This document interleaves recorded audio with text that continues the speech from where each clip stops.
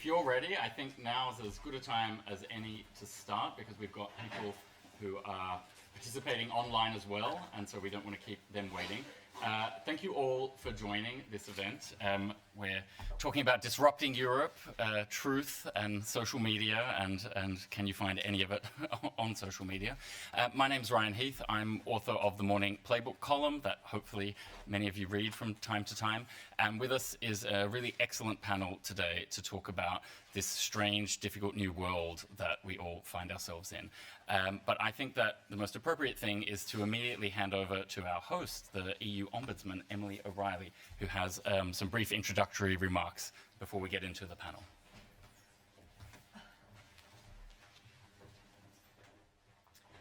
Thank you, Ryan. Good morning, everybody. And I'd like to begin by extending a very warm welcome to all of you and to thank you for taking the time out of your busy lives to come to this seminar. I'd like particularly to thank our distinguished panel and to thank Ryan Heath of Politico for agreeing to moderate our conversation here today. The idea for this topic, unsurprisingly, was partly cued by the UK referendum result and the sense of shock that then spread throughout the EU and the EU institutions. For the first time, a member state has decided to leave, and this obviously magnified other EU challenges, from the economy to refugees, migration, and rising Euroscepticism. A perfect storm was developing, and Brexit was the eye. I don't have to tell this audience about the catastrophizing that followed the UK vote, and time does not allow me to lay out the multiple possible scenarios that continue to be predicted for this union. No one can say with any certainty how the EU will look and feel in 2 years' time, or 5 years, or 20 years.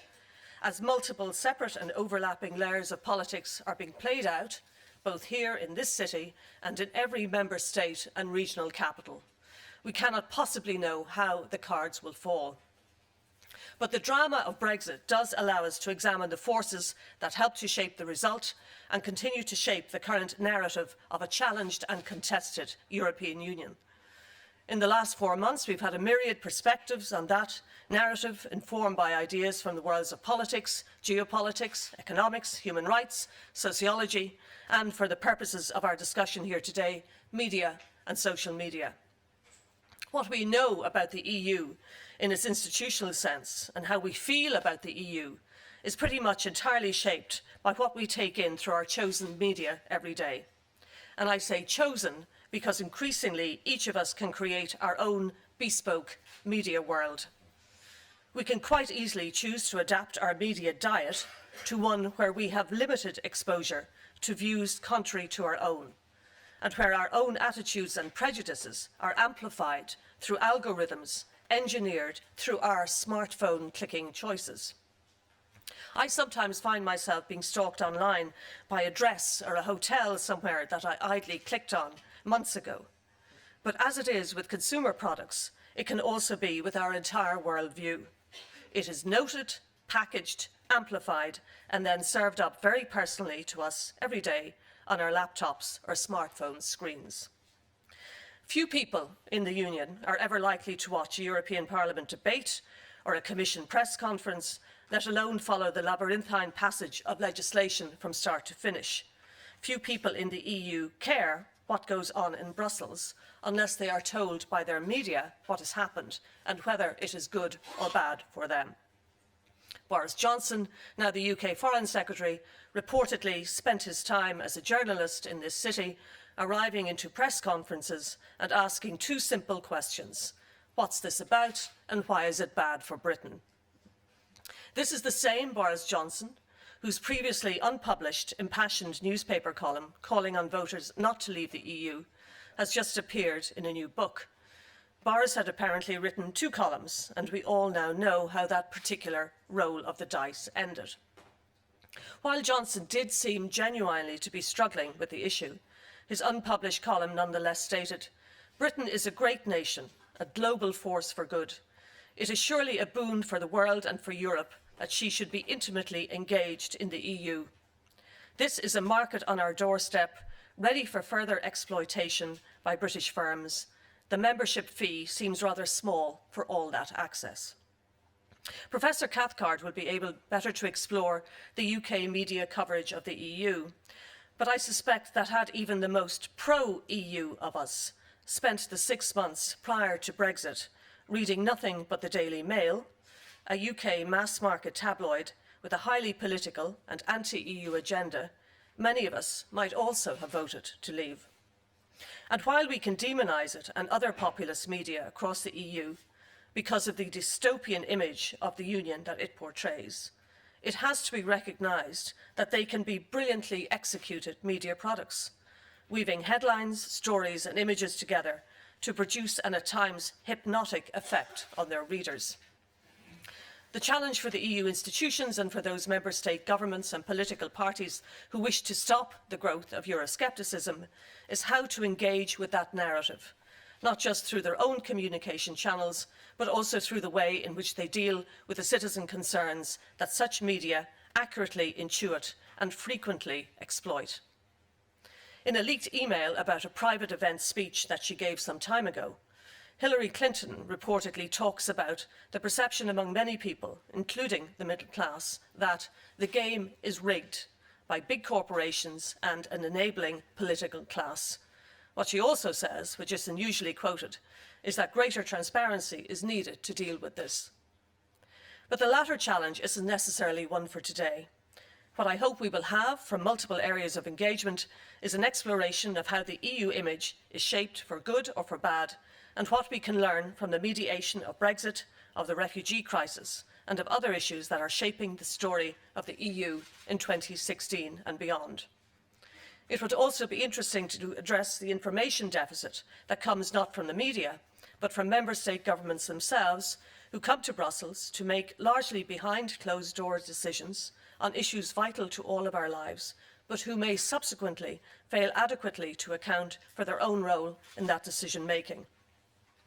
While preparing for today, I asked some of my office's young stagiaires, selected from all across the EU, briefly to describe how the EU comes across in their member state, and particularly for its young people. And these are some of the responses. From Belgium. Even in Belgium, where the EU is almost in people's backyard, it cannot be said that the EU is mediated from a truly European perspective. From Cyprus. Although some people have lost faith in the reunification of the island, the EU is perhaps the only common interest that merges both sides. It seems like a security, peace and hope between the two communities. From Finland, the Finns do not spend a lot of time thinking about the EU. After years of appeasement politics and fear of Soviet aggression, the EU has historically been seen as a protection against Russia. But benefits like free movement aren't always attributed to membership. They're just taken as normal, as part of the status quo. Our Finnish colleague also said, the True Finns party is the most visible narrative on the EU, and the chairman has described the EU system as undemocratic and run by fat cats in Brussels.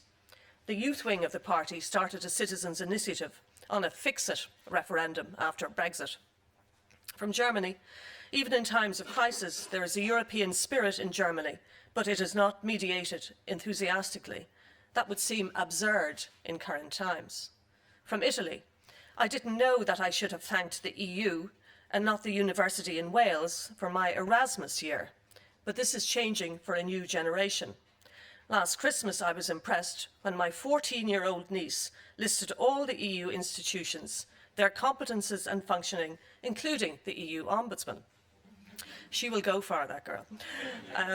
I was relieved to know that schools stick to their great responsibility in teaching new generations our common values and our common functioning as a non-conventional international organisation. From Poland, I was 11 when my parents went to vote in the referendum on joining the EU in 2003. They knew that for my generation, it would open the possibility of living in another country and having a better economy. The only problem now is that more and more young people do not remember what Poland was like under communism. They just remember this period of prosperity and they don't care where it came from. From Slovenia, the refugee crisis gets a lot of attention, but Angela Merkel is seen as responsible for it and not the EU. In general, there is a lot of apathy about the EU, and only 24% of the electorate voted in the European Parliament elections in 2014. I think that's because a lot of Slovenians feel insignificant in the EU, that their votes and voices don't matter.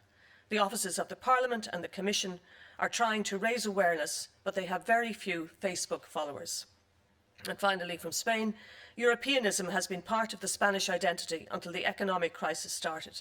The EU is now often reflected negatively in the media, and it becomes easy for politicians to blame Brussels. But most young people have a positive view of the EU and think it should be focused on growth and job creation. So that's just a snapshot, and most of us will find echoes of what my young colleagues have described in our own member states. What comes across very clearly to me is the power of member state media to influence perceptions and the struggle that EU institution representatives in those member states have to have their voices heard. It would be interesting to hear whether those representatives find sufficient support in mediating EU decisions from the member state governments who have negotiated and voted for them. What also comes across, and this tends to be reflected also in Poland, or in polling rather, is that younger people generally are more pro-EU than an older generation. But perhaps rightly and obviously so, they do take the benefits of EU membership for granted. Few of us who drive cars worry about the internal workings of an engine. All we care about is whether it goes or not. So over now to Ryan and the panel to take up these and other themes, and I very much look forward to hearing your own views and contributions over the next few hours. Thank you.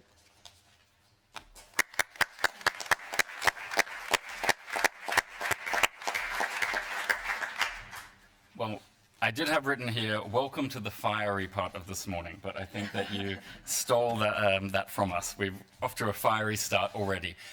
Just a couple of quick housekeeping points so that we maximize involvement from everybody.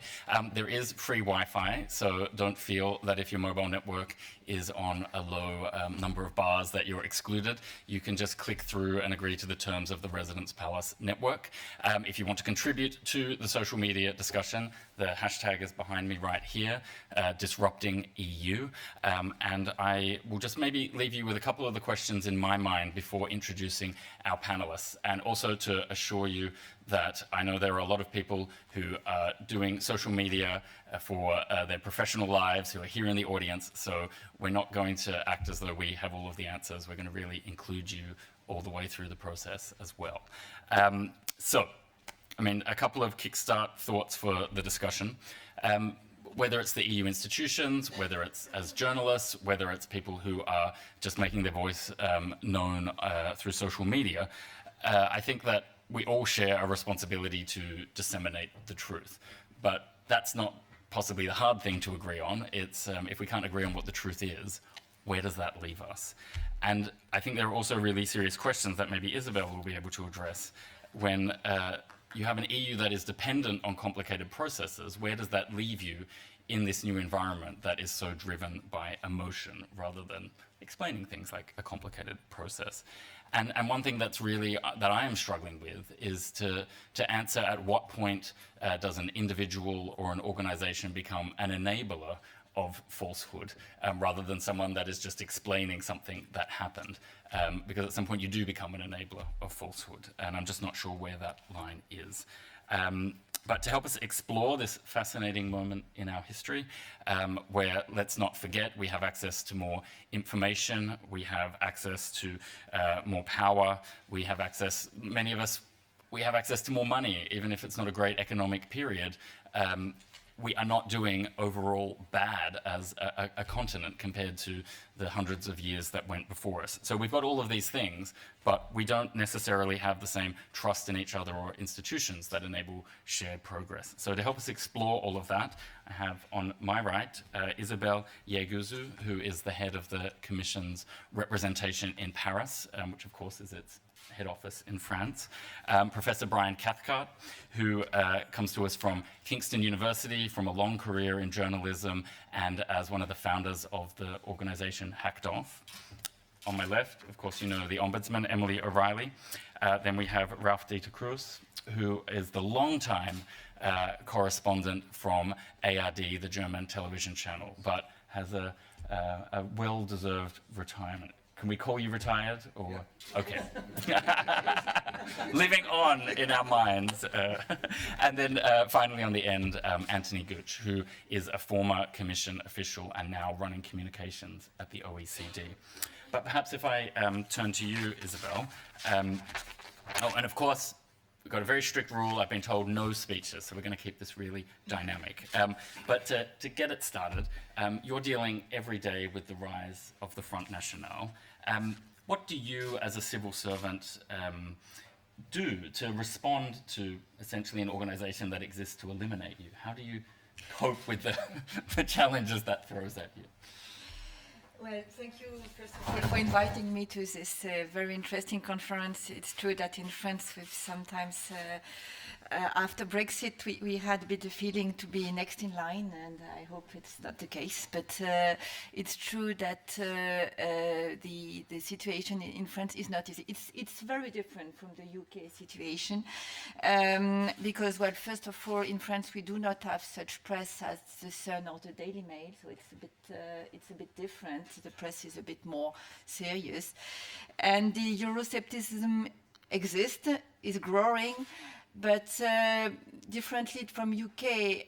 While France was a founding member state, the EU is still a bit the baby of France, and there is not this difficult situation where UK was always both in and out. And in France, the situation is difficult. So it's not exactly comparable with UK.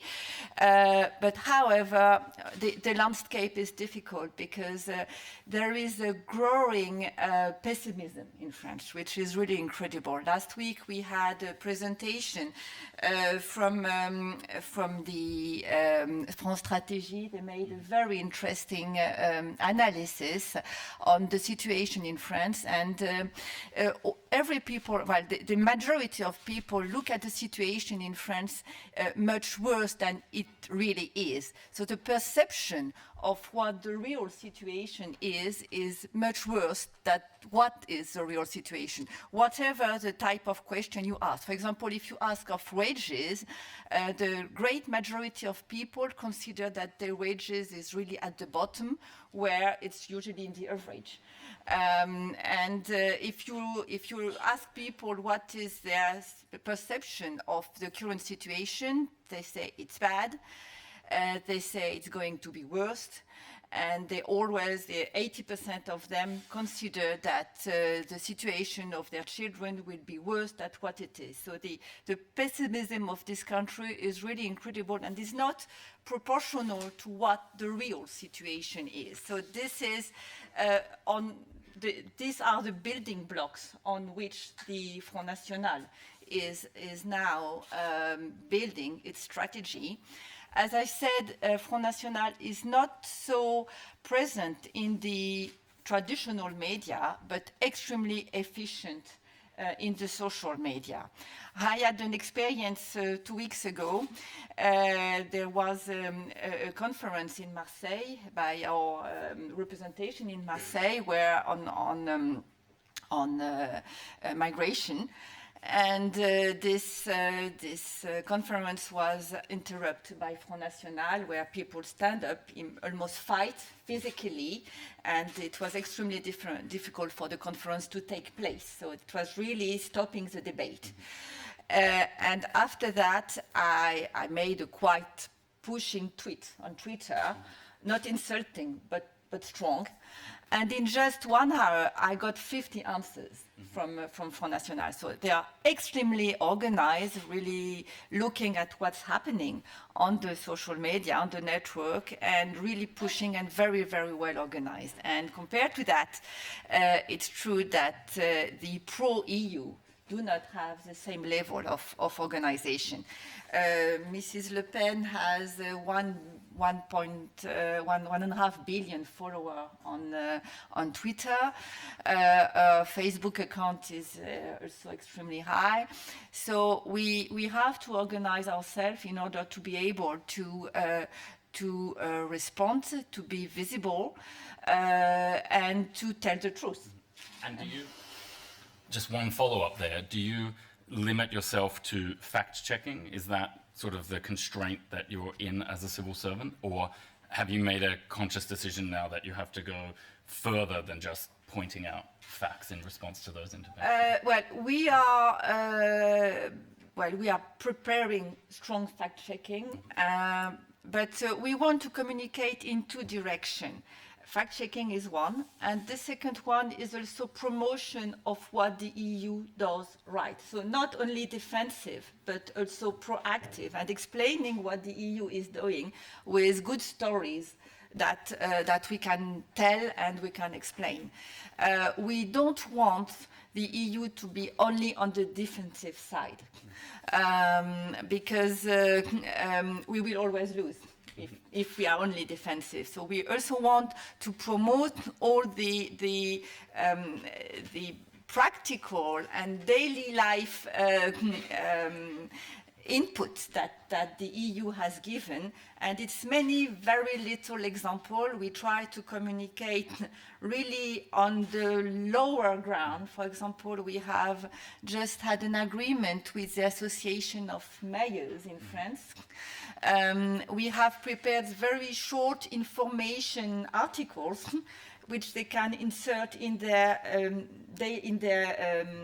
town newspaper, because this type of press is very much read.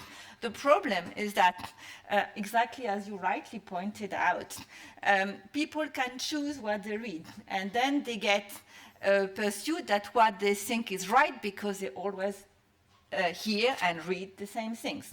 So we have to try to find a way to contact people in a way that they would really read and it comes to them. So this is the idea behind using town newspaper, which everybody has it's in table in the morning while they're having breakfast, and to give information that way, but really to spread information in a very, very low and basic way, just to get more information.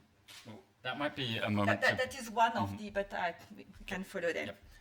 Well, Dieter, you're someone who is known for being very good at turning a complicated piece of information and explaining it in simple terms. And if I can make a generalization, I would say the German media culture is certainly a very serious one. As someone who's sort of witnessed the EU's attempts to communicate itself over such a long period of time, do you have a reaction to those points from Isabel, or would you make another critique of how the EU puts itself in the world? Maybe I would like to make another critique. My experience actually is that I don't think the institutions really want to inform.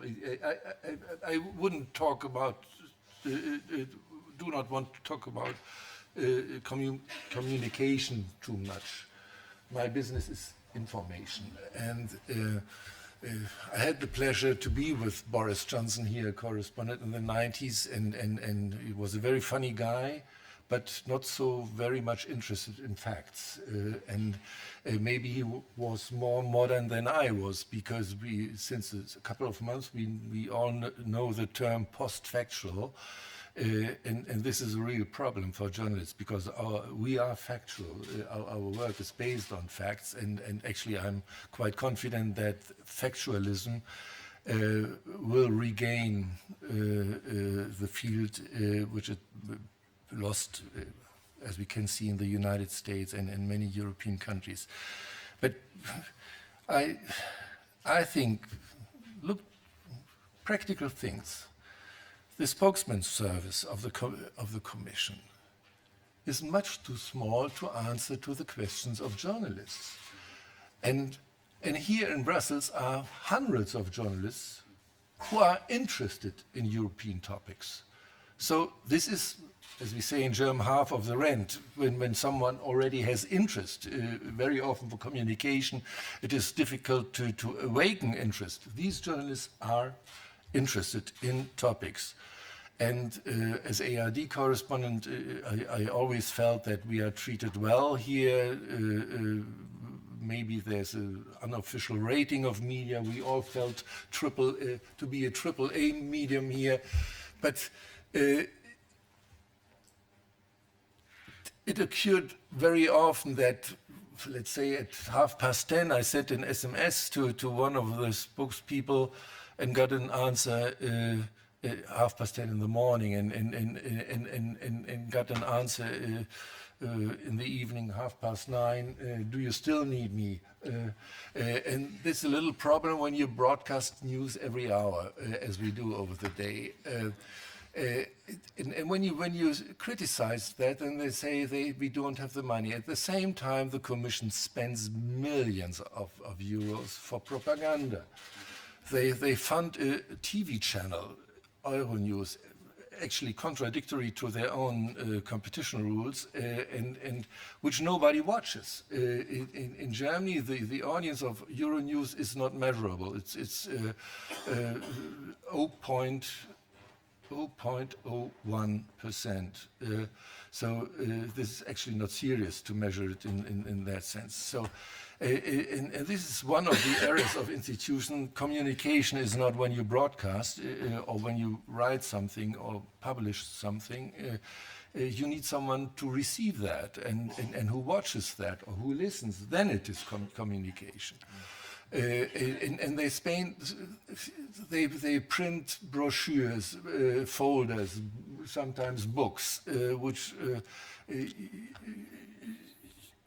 school classes run away from the information points with loaded by brochures, and they end up in a tray in the Parc Saint-Contenaire or anywhere. So there would be money to do that. And this is one point where I say, actually, they know it since decennia, and they do not change it. I guess they do not want to inform. Another point. So it's a problem then that predates social media. Yeah, and another proof for that. Look to the referendum campaigns we had in Europe on European topics. The referenda in France and in the Netherlands on the Constitution, and lately the referendum in Britain.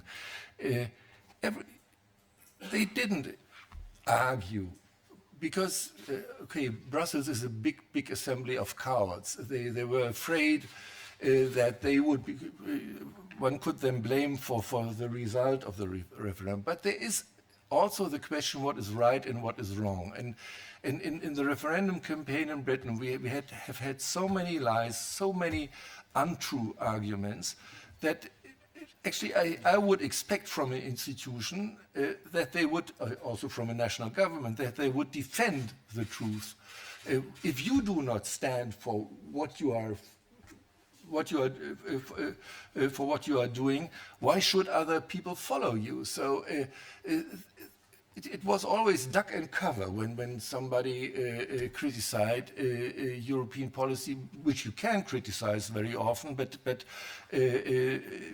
sometimes that was an unjust criticism, and we see now that a Brexit is not that easy as the promoters of Brexit told the people, and I would have expected that let's say Juncker or other ones, that they would have said, no, it is not that way. You can't have access to a single market when you don't allow free movement of workers.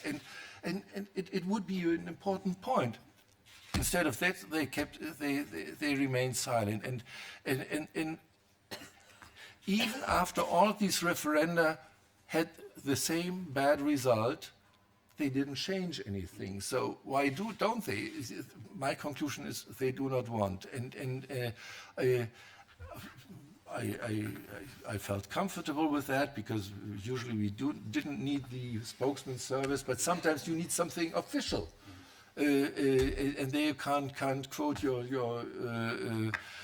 confidential sources. You need somebody else who's speaking on behalf of the Commission, and then you need answers. And these are only 2 points: the cowardism in the political field and the practical things where My idea is they simply duck and cover and let the things run, and then they ask us, the journalists, to defend what they have to defend. It's not our job to defend the EU in no way. Yeah, I'm going to turn to Brian now, given the UK example and how relevant that is there. But that is certainly one thing that I've observed in my time at Politico, is that one of the things that people find frustrating sometimes about Politico inside the Brussels bubble is they feel that it's our job somehow to defend the EU rather than to treat the EU as a fact. And so our position is certainly that you have to take the EU very, very seriously, and wouldn't be here in the size that we are if we weren't doing that. But some people do certainly feel like it's the journalist's job to defend the EU rather than to just show what is happening in the EU. But Brian, let's imagine that the Commission or others who were involved in EU debates had done it differently and had sent different information to UK journalists and had a different vision about themselves. Would that have made a difference, or is there something more structurally wrong in how UK media are treating facts or treating the EU? Well, certainly in the short term, it would have made no difference whatsoever. A couple of weeks ago, I attended an event in London talking about the referendum, where Lucy Thomas, who was one of the leading people on the media side for the Remain campaign, said that she basically was answering the charge that they had run a negative campaign, and she said that's not true at all. We ran a very, very positive campaign, but nobody wanted to hear. And she said that there came a point quite early in the actual campaign, 3 or 4 weeks before the vote, when she received a call from the Daily Mail saying, "Why don't you stop sending us this stuff? We're never going to print any of this." You could have a brilliant commission campaign. You could design something out of this world, but you're not going to get past the news desk of the Daily Mail. So in the short term, I don't think. I've been a journalist a long time. I look back now, and I think I should have done more 20 years ago about answering the nonsense that Boris Johnson was generating from. It was a joke. It was taken lightly. At least, in kind of my circles, and we shouldn't have done that. We should have been more aggressive about it. But I think, you do have to recognize, I don't have to tell you that Britain is a unique case, but the culture and the shape of the newspaper industry in Britain is remarkable. It's not really recognized that it's changed a good deal in terms of balance because of the very sharp decline in the performance and sales of the Daily Mirror. So a newspaper of the left, a Labour-supporting newspaper, an EU-supporting newspaper, in principle, it is such a weak paper now. Its circulation is falling like a stone. It has almost no staff. It is in a very bad way, and it has no role in the referendum campaign at all, although it was nominally pro-EU. So the balance here is that, tiny newspapers with very small circulations, The Guardian, the FT, are pro-Remain, and everything else, all the big guns, are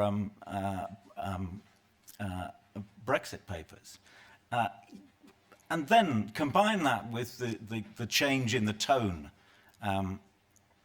These are desperate papers. All of their circulations are declining.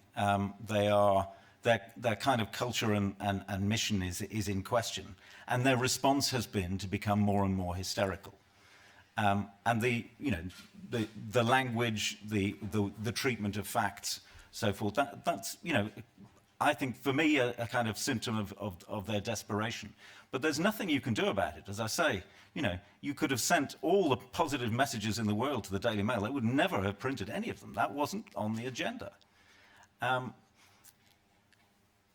I think, on our agenda today is social media and their role, and I'm very struck by it. There's a kind of conflict of metaphors here. I think, the social media side it's like termites, with lots and lots of tiny, tweeters creeping over the system, and they do provide some accountability for the press. They do provide some kind of calling out for the press. But you've also got to reckon with the other metaphor, which is the bubble, the filter bubble. And, Catherine Viner of The Guardian wrote about this soon after the vote. I was very conscious when I was on social media, I use Twitter a bit, that, you just don't see the messages from the other side. You even go out and look for them, and they're quite hard to find if you're not, used to it. So, I think for somebody like me who's trying to access it, I'm very conscious that it's possible, it's easy to be in your bubble and not see it. And so the termites might crawl away, but in the other bubble, as it were, they're not even seeing or hearing the termites, if that's not tangling the metaphor too much. Perhaps I should stop there and let you... Okay, absolutely, but I think it's a point well taken about bubbles. Slightly off the topic of social media, but one that's certainly been on my mind, is if you look at, if we call us as a Brussels bubble, most of the people in this room will probably be reasonably described as members of the Brussels bubble. Some characteristics that I've certainly noticed, it's an exceptionally white bubble, for example, and to even work at most organizations related to the EU in this town, you certainly need a university degree, sometimes a higher level university degree. And if you look at the sort of people who have disengaged from the EU, they tend to have lower levels of educational attainment, and the population is certainly a lot more diverse out there across the European Union than it is just in the postcodes that we're in now. So let's switch from that level of elite to your level of elite, Anthony, a Western high pro-globalization economic organization, the OECD. What does this sort of post-fact tide mean for an organization that is data-driven, that is fact-driven, that's trying to advise people based on things that we can really grip when there are so many ungrippable things at the moment? It's a big question. I don't know how long we've got. And you may have some slides. Well, there's one or two things just to illustrate certain points, because there's lots of things you can say with a picture. Well, firstly, thank you very much. I think it's really good that an ombudsman is organising this, because probably that role is one that needs to be reinforced in many places. I think what we're lacking at the moment is people who have a legitimacy in a sense to arbitrate, and roles of that type we know they're important institutionally, and we also know they're important in the media. Well, I used to be a member of the Brussels bubble for many years. I spent basically from the early 1990s and through to the early noughties. And then I pulled away from Brussels. I stayed connected to the EU, but from different vantage points. And what it means is that what I'm going to say will connect in a little bit to that, but it might be a little bit different in terms of the slant I take, but at least with that background. We're confronting a situation which is a really, it's a bummer. It's a very difficult situation that we're in right now. And I think there are many reasons why we've got to this pass. Let's kick off maybe from the perspective of media. And media is really important. It's really important to the OECD because we have no court of justice.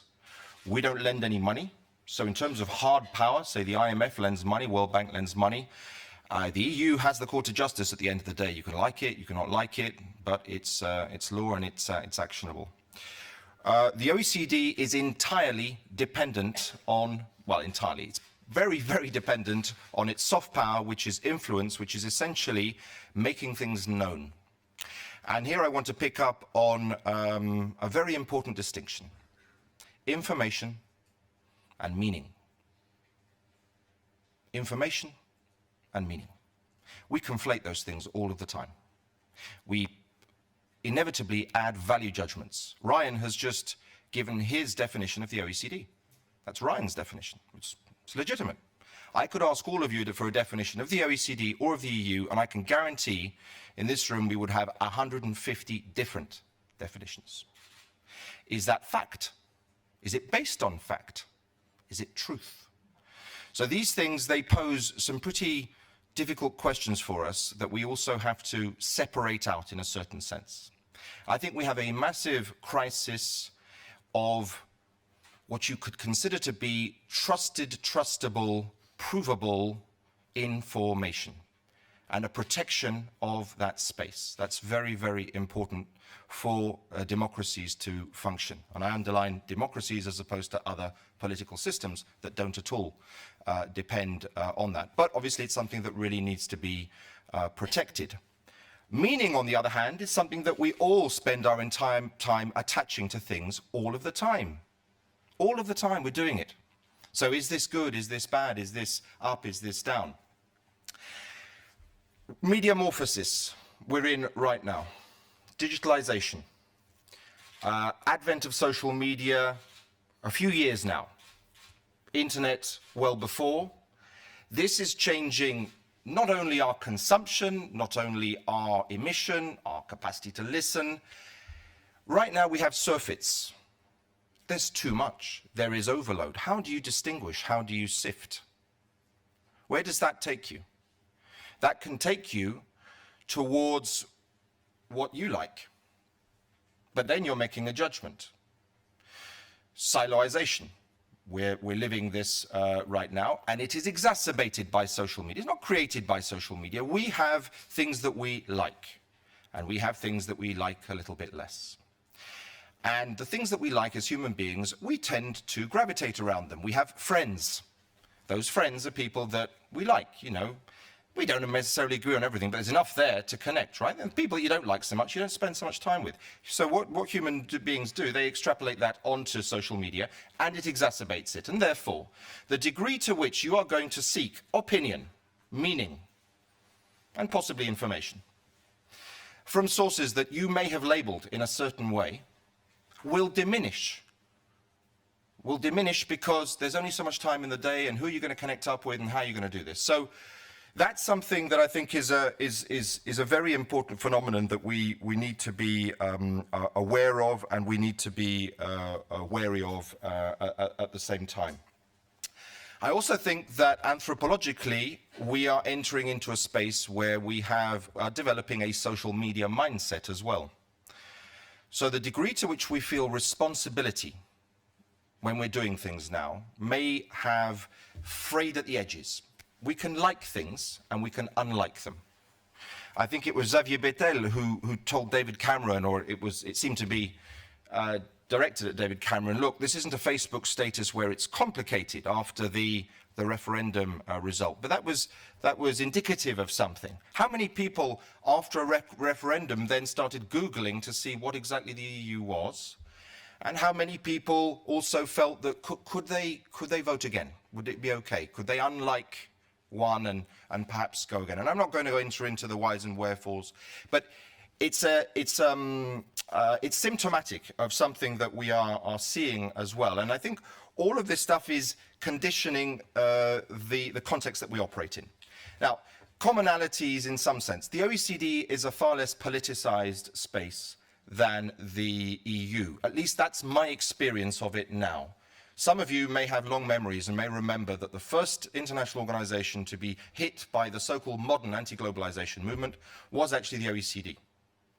I was gazing from a trade ministers meeting in Florence just before Seattle, WTO 1999. That was my baptism of fire. The first time I went to a WTO meeting, I was very excited, and it was very exciting.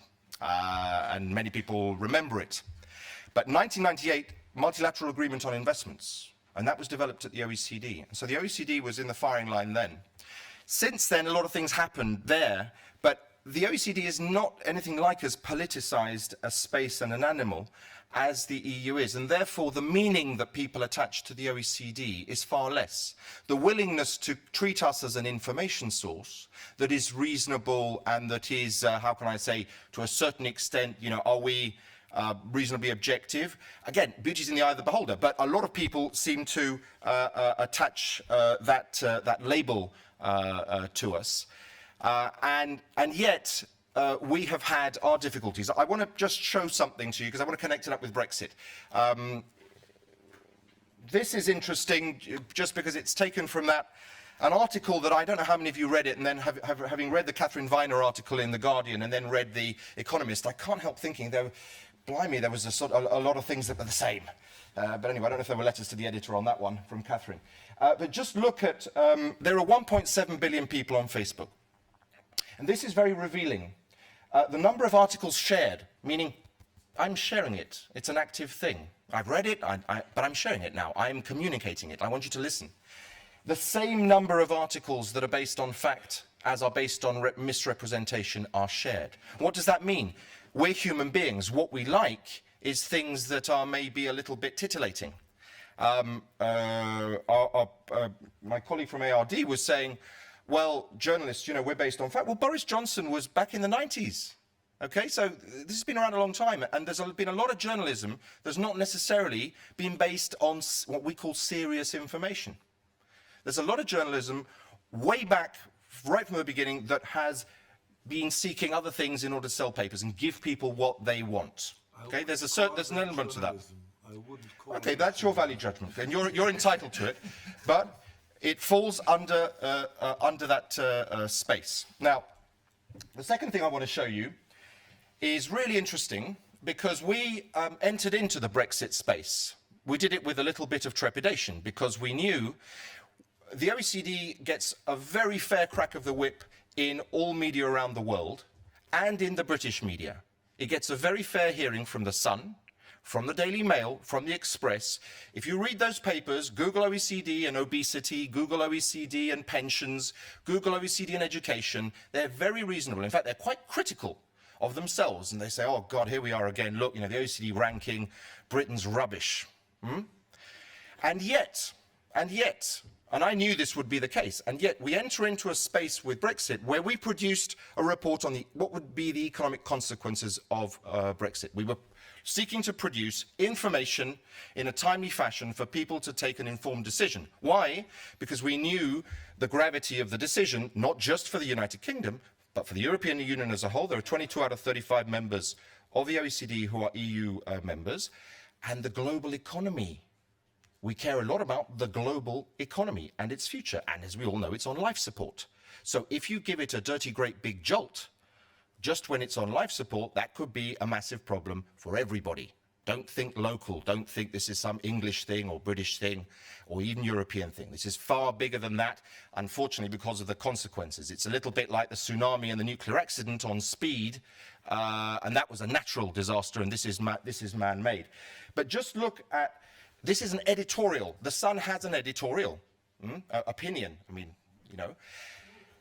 They took from our report to defend their view, their policy, their view on migration. As the OECD says, there are far too many migrants coming into the European Union, coming into the United Kingdom, sorry, from the European Union and other places. And secondly, but of course we dismiss completely the same report and its predictions regarding what the economic consequences could be. So you can see there a cherry picking that happens, which is, look, I've got a view and I'm going to fit the evidence or I'm going to fit the facts around that. And we came into that space and we were immediately labelled as EU funded. Immediately labelled as EU funded.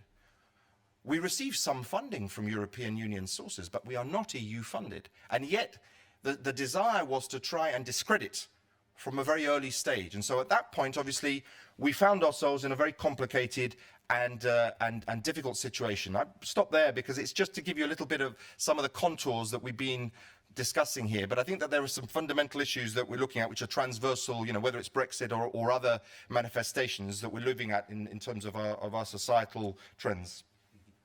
Well, thank you to all of the panelists. Everyone up here has had a chance to make a contribution. I think it's time to grab some contributions from the audience, but please let them be a contribution with a question, not just a speech. And remember, there's a microphone next to you. Yes. And if you could introduce, it should be just in the side of the armrest. Yep, if you lift it up. There, yep. Yeah. Yes, exactly. Yeah. There's an on-off button on the side. There we go. Just been here for a couple of weeks. No problem. My name is Elizabeth Hilgert. I'm from the Austria Press Agency.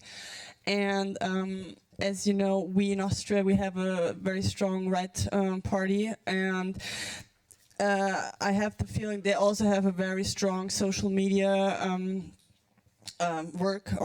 And I have the feeling that I agree with the bubble because I just get, as we saw like on the elections, you think there is going to be the Green president, but then you have like such strong support for the far right. But my question would be that I have the feeling these people who are living in a bubble, they get stronger at the moment you started criticizing them, or you started like saying you're not believing in the truth, you're not believing in the facts, and that's kind of feeding them, because no one wants to be wrong and no one wants to have the false opinion. So how are you, I think that's a very big challenge, and how are you, what's your idea of addressing that problem? Because they're like, you know, like a little child who thinks, no, I'm not wrong, and I do think that's a much bigger problem than we think. And maybe if we take 2 more questions and then everyone can have a chance to respond. Is there anyone else that wanted to ask? Yes, Raymond.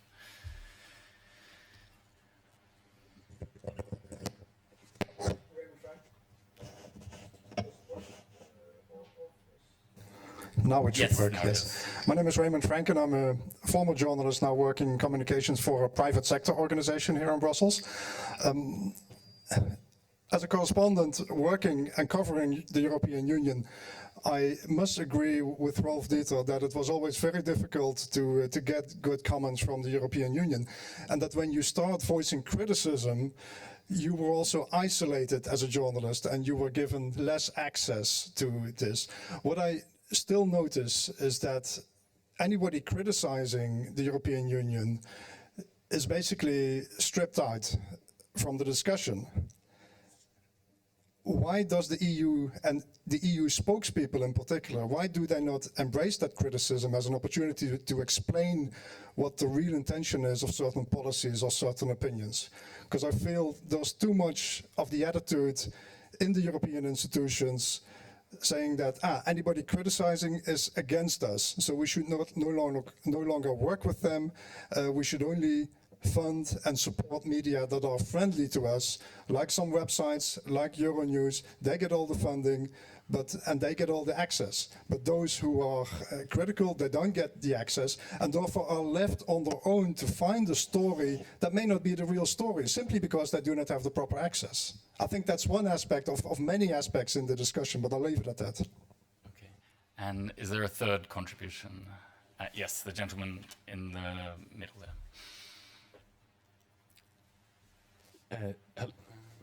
Is that on? Yeah. Sorry, just on that. I think a lot of the outrage can be traced back to the banking crisis. Is there the outrage that exists, especially on social media, and the breakdown in trust that people are feeling? Do you think that this can be traced back to the austerity that was foisted on people in order to pay for the mistakes of the massive banks and the risks that they took? I just make it in the context of the previous contribution. Okay. Isabel, maybe I'll start with you. It's been a while since you spoke, and there were a couple of EU-related questions. Yeah, I will answer in particular the 2 first questions. I think you have really a point, and it was also mentioned by colleagues here. The issue of the gap between the elite and the people is a real issue. I mean, it's not only with regard to EU. I mean, if you look at the US campaign, it's exactly what happened. You have on one side the establishment, the elite, and the real people. And the real people now do not trust the elite anymore and are fighting against them. And just because you are part of the elite, what you say does not count anymore. And so it's there that it's really important to reconnect. And to reconnect with all the people. You rightly mentioned that there is the Brussels bubble. I'm a bit out of the bubble because now I'm in Paris, and it's true that when you look at it from the outside, sometimes you see a little, it's not exactly the same. I mean, and now looking at it from a capital, you really have to re-explain on a much more basic way what the EU is doing. And you have to explain that in your own language. I mentioned that because it's really something which is important. You cannot say that you connect with people, that you are close to people if you do not speak their language. If you look at EU websites, it's almost impossible to find an information in another language than English. You have some French, but not much, and that's almost all. So how can you say, well, you will explain, and I know that it's always very, people here in Brussels, when you speak about language, well, it's too much, it's too complicated, and it's true. It's extremely complicated to work in 22 languages. But it is the only way if you want to reach people. I mean, in France, if I sent a link with an article or with a news page on the website of the Commission in English, I'm sure that I will receive immediately very bad comment. So this is an issue. If you want to bridge this gap between the elite and the Brussels bubble and the people, you have to speak their language, and you have to speak in a language, not only their mother tongue, but also a language that they understand. And it's true that sometimes what we produce here in Brussels is not so clear. So we have to re-explain it in a way that people would understand. On the fact that we do not like contradiction, and once you have a critique, you are put out of the circuit. I mean, we, at least in France, in the way we work in the Commission in France, we have a different experience. We have, for example, on TTIP. TTIP is an issue which is extremely debated in France, not only in France, I know that it's in Austria, it's the same, and in Germany as well. But we have decided to engage a discussion.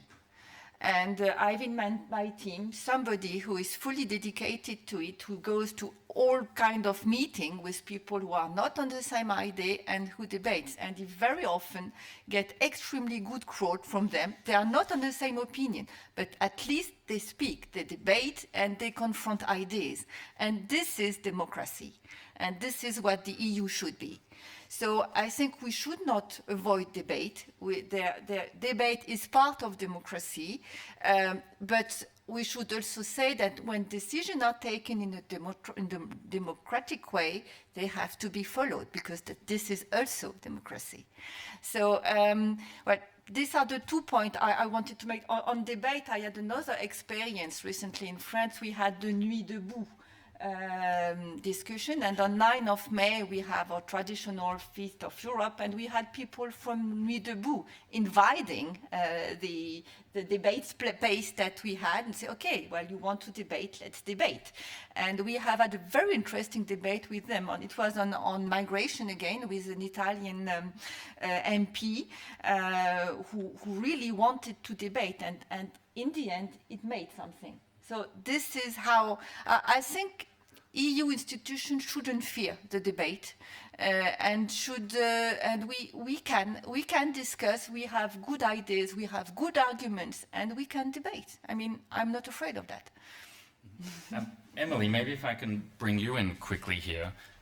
So drawing on those questions, Isabel saying that people need to jump into the debate as EU officials.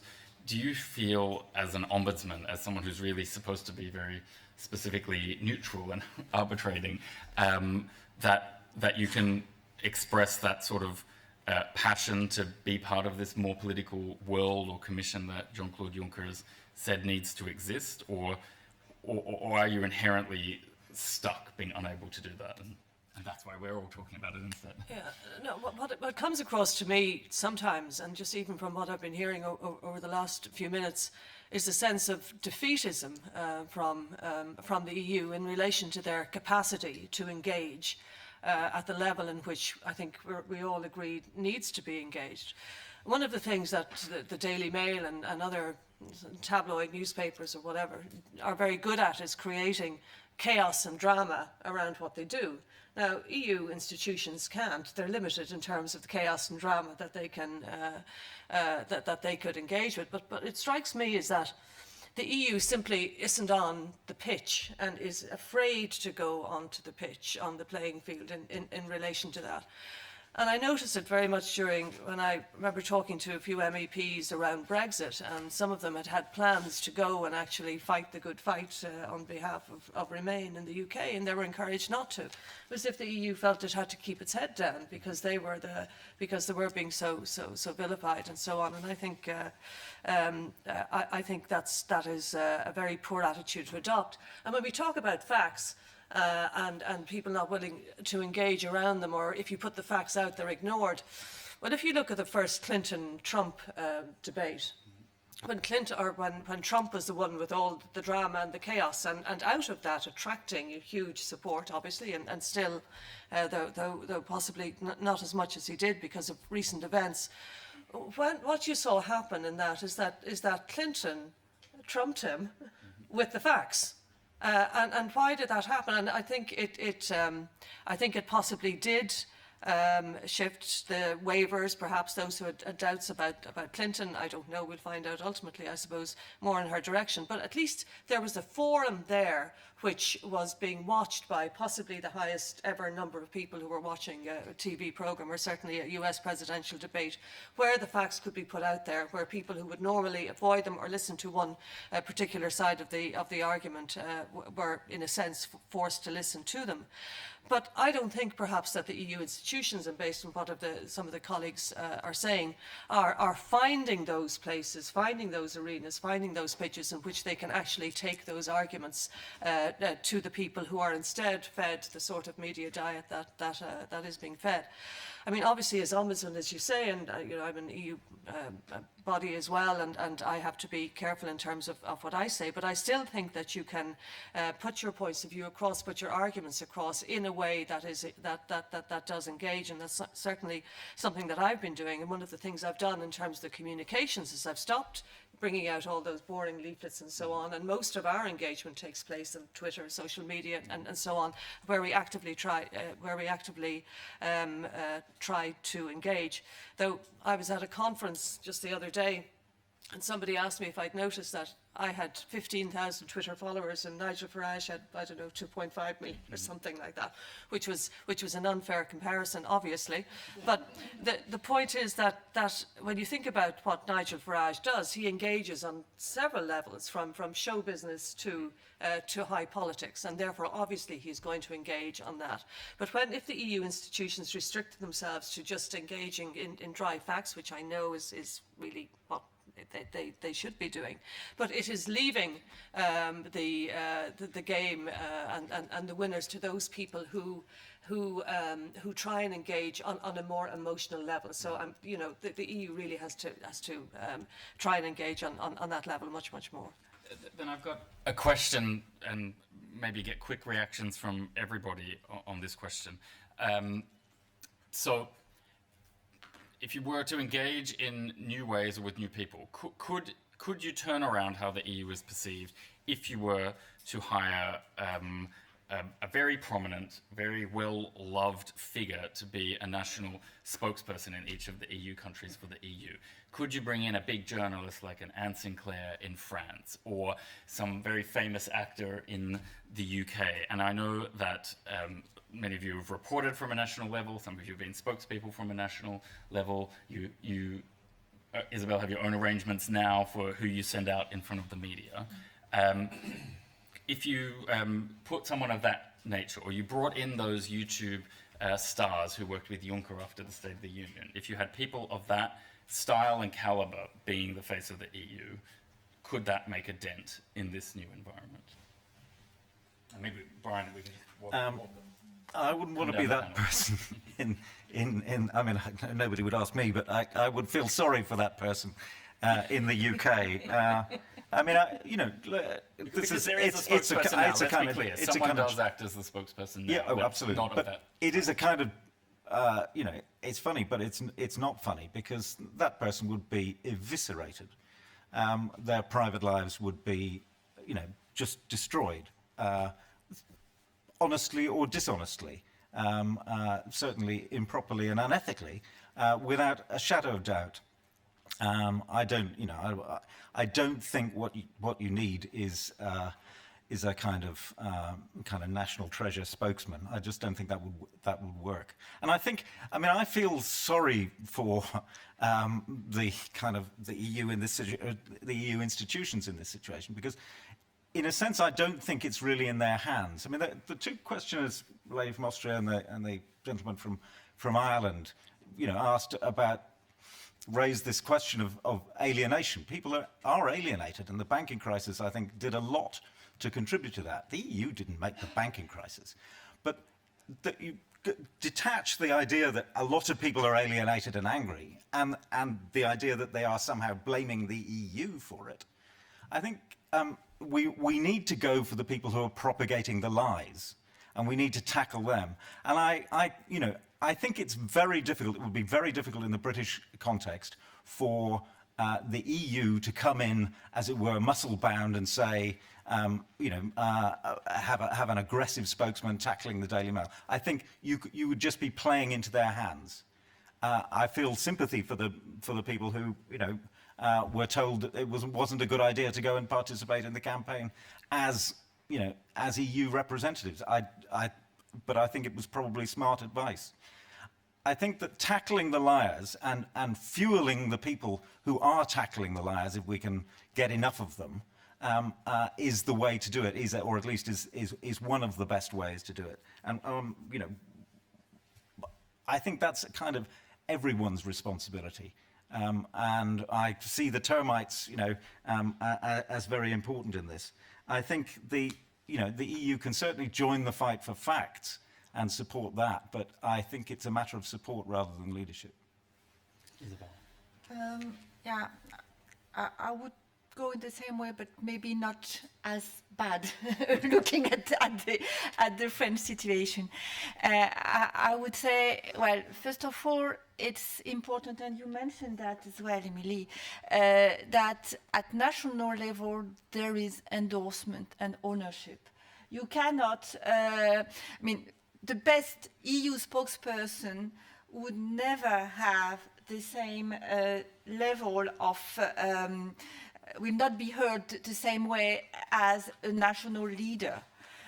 So it's necessary to have a real ownership of the national leader, be them on duty or even in the opposition. And now what we see in the current campaign, which is beginning in France, the EU subject is really dividing both camps, the right, the left. I don't speak about the extreme right because there this is clear. But in the middle of the right and in the middle of the left, you have pro and cons EU, and it's dividing each camp. So it's important that the people who are really pro EU speaks. They start to do even in the campaign. But this is the first thing: ownership from the national politician. Second thing I would say is to also have the people who have confidence from the people who can speak. In France, there is general distrust in the politician, with one exception, which is the very local level, the mayor. There is 80% of the French people who trust their mayor, because they are next to them, they try to find solutions to problems, and they are concrete people.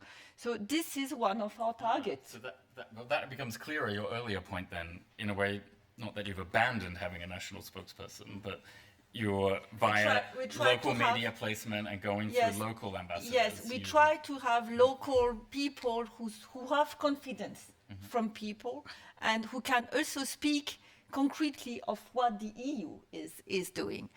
And the third level is also the emotional level.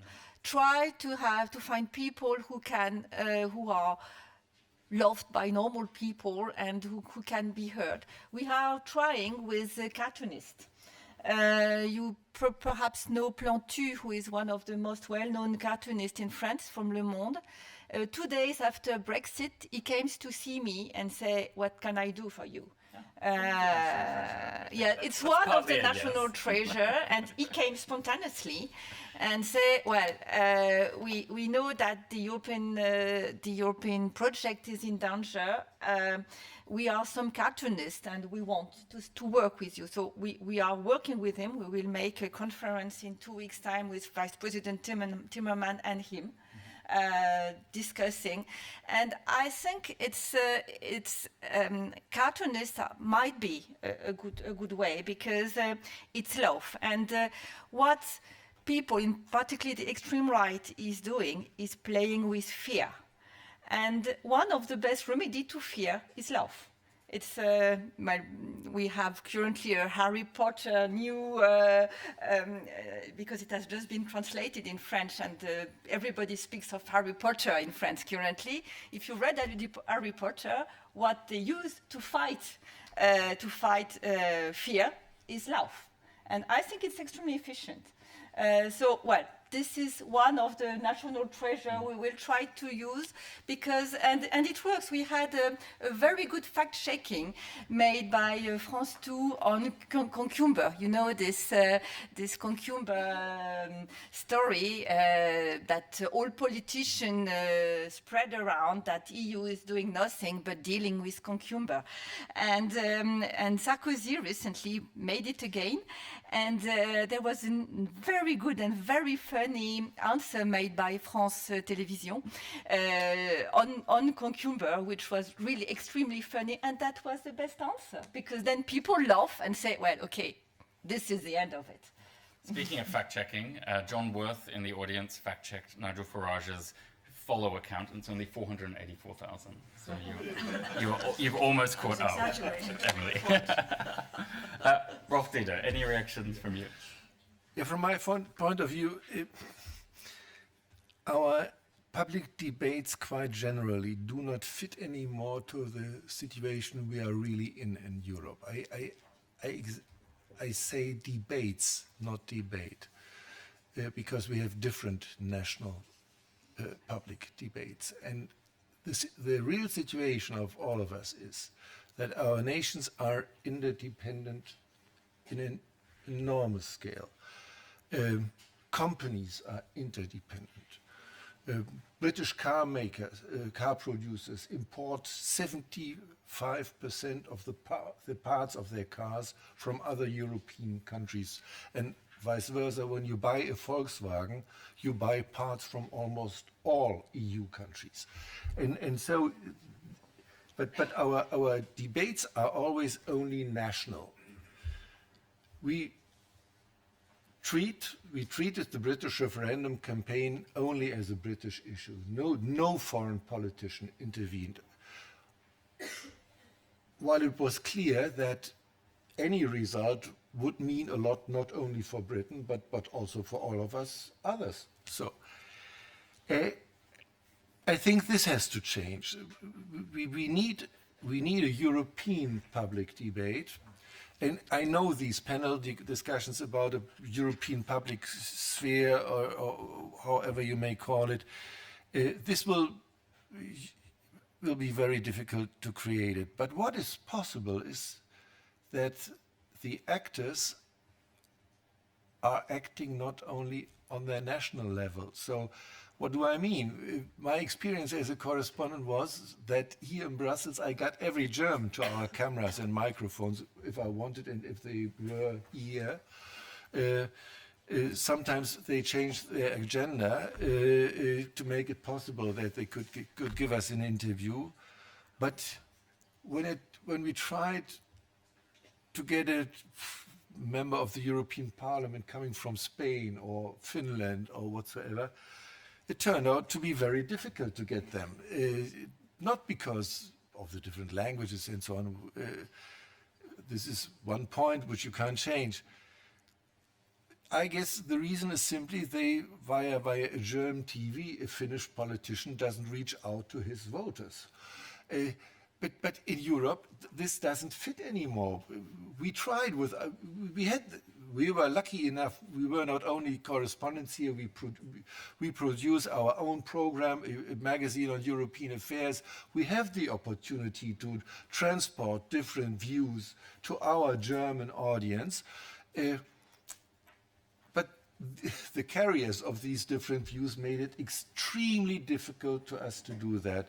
Commissioners, yeah, we had some from different nationality in our program, but it needed sometimes weeks before to get them, and for an actual program,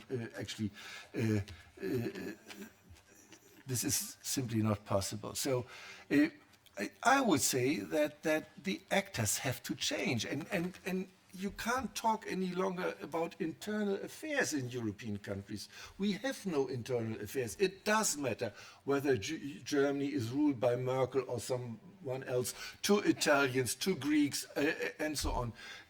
To me, it is important whether you have in Rome a Berlusconi or a Renzi, or in France a Sarkozy or Hollande, or maybe a Juppé or whomever, and so on. It does matter to me as a German that whether Britain is in or out of the EU. So we have no internal affairs, but our debate, our public debate, does not fit to that fact, and this has to change. This is, in my view, would be much more effective than to have prominent persons who would argue in favor of the EU, because, as you have heard, it is so easy to label you as EU-funded or biased, and so on. No, you need the struggle of different opinions, but this must be an international struggle. Anthony.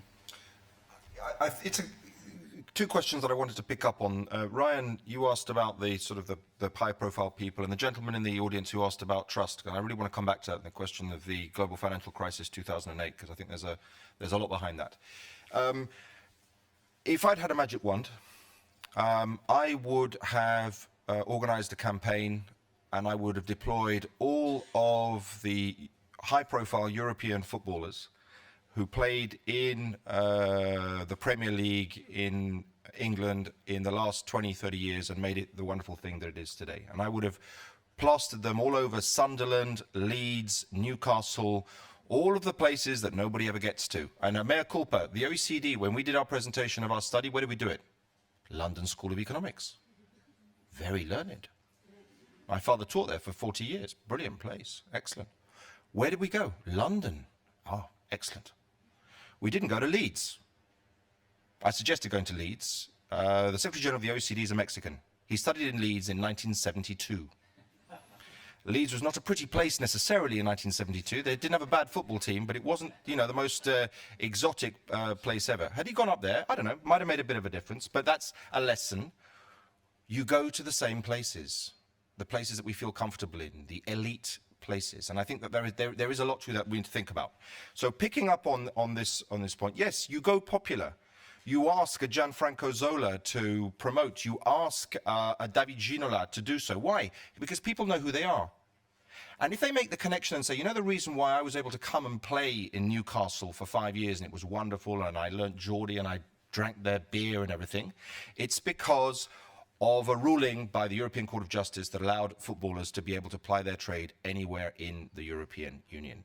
There is a nice story behind it. That's what you need to do. You need to make a connection between something that's real world, that somebody likes, that they really take for granted, and they don't know that you take it back, and there is a reason why that happened. There are a bunch of things like that, which I think that the European Union has done well in recent years. Focusing on roaming charges, focusing on protecting consumers, on overbooking, cleanliness of beaches. Some of these things people may consider to be very prosaic in this environment, and I may consider it to be very prosaic when you're talking about international trade and the investor state provisions in TTIP. Well, good luck talking to somebody down the pub on the investor state provisions and also telling them that there's not going to be any problem around it. Because there are problems around these things, because they're super complex. And we live in an environment, I think Daniel Kahneman called this, we like cognitive ease. We don't like complicated things, we want easy things.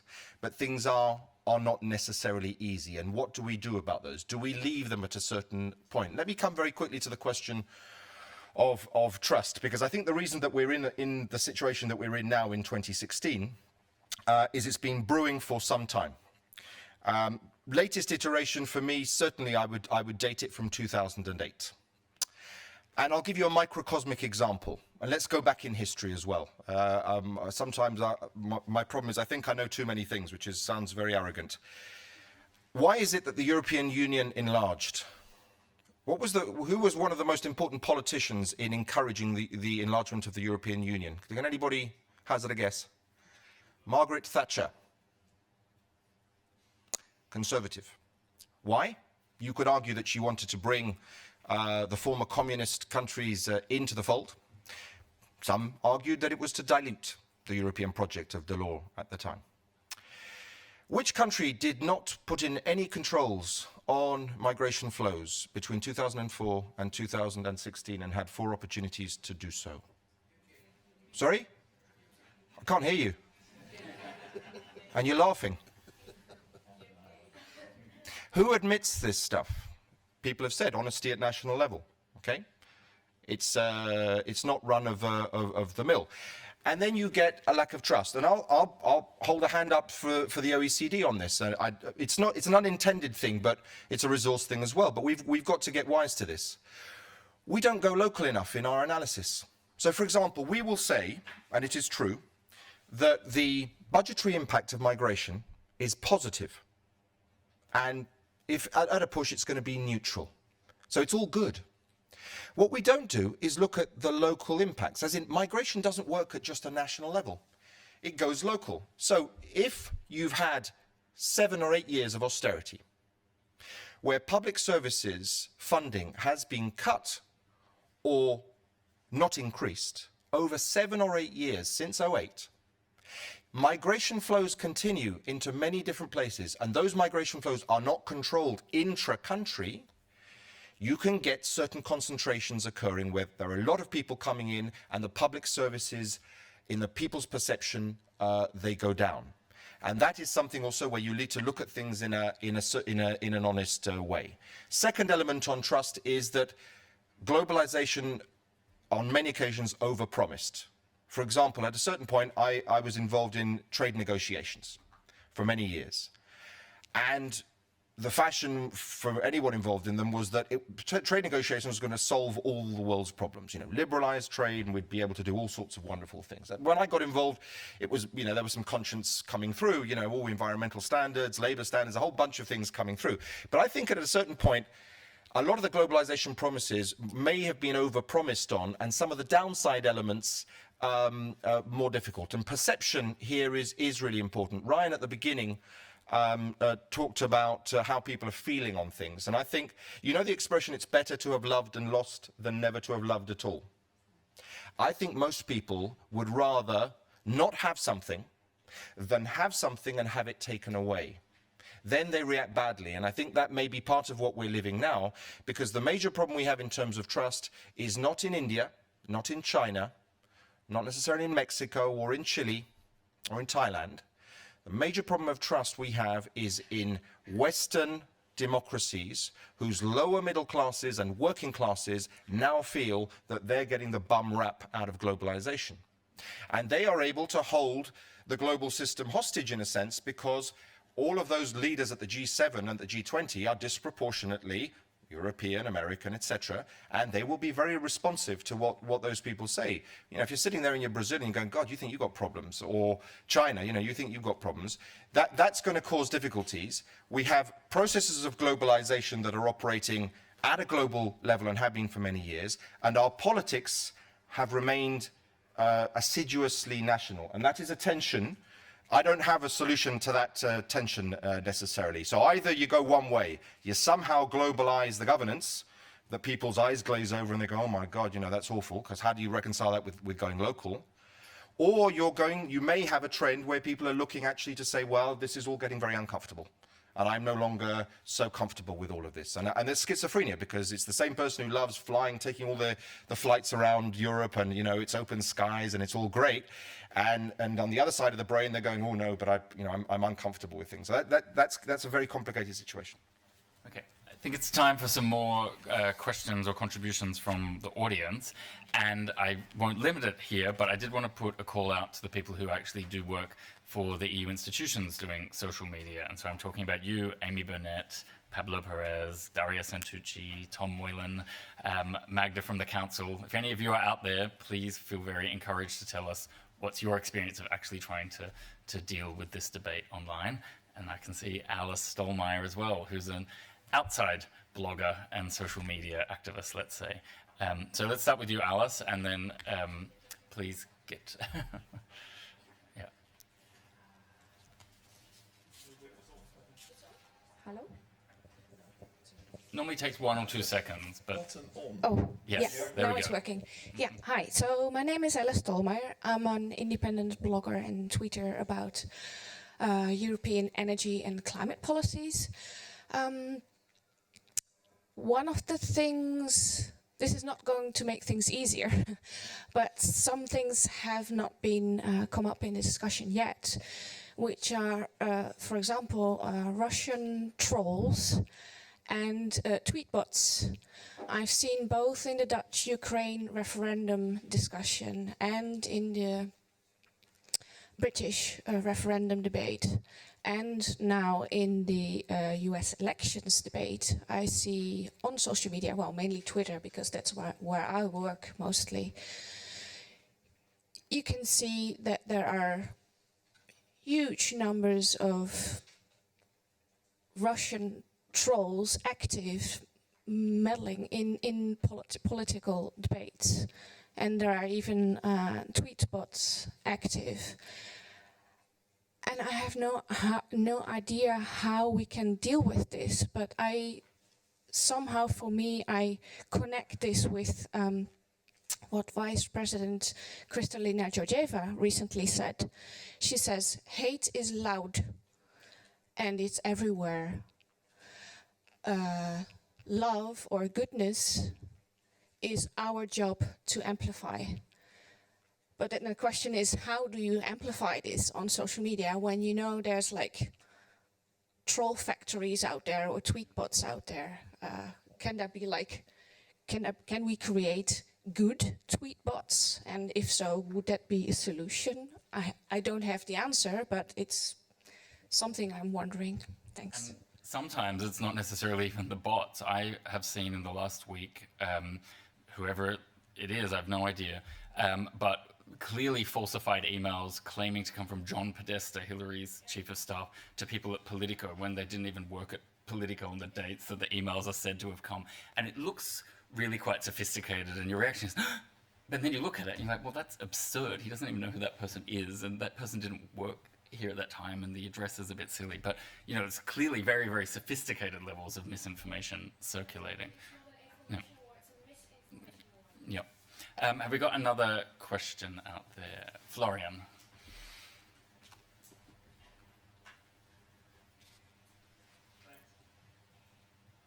Okay, there it is. Thank you, Claudia. Yes, I'm Florian. I'm a former journalist, then worked for the Commission for some time, and now work at Oxfam on media and social media. We've heard from the beginning, and then again and again, that the EU skeptics, and I think this is something you can also say for other topics like those opposing migration to Europe and other topics, that they are very well organized. And I was wondering, so apparently there are others who are not that organized, who don't make their voices heard. Is it possible to get them? Do you do something to get these people speak in the public and support the other side? Who wants to go first?